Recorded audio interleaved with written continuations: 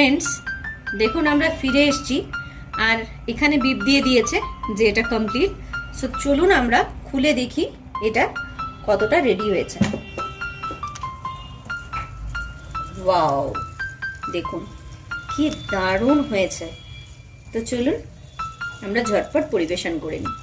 তো বন্ধুরা, আমি তো গরম গরম চিকেন কাবাব উইথ স্যালাড আর ধনে পুদিনার চাটনি সার্ভ করেই ফেলেছি।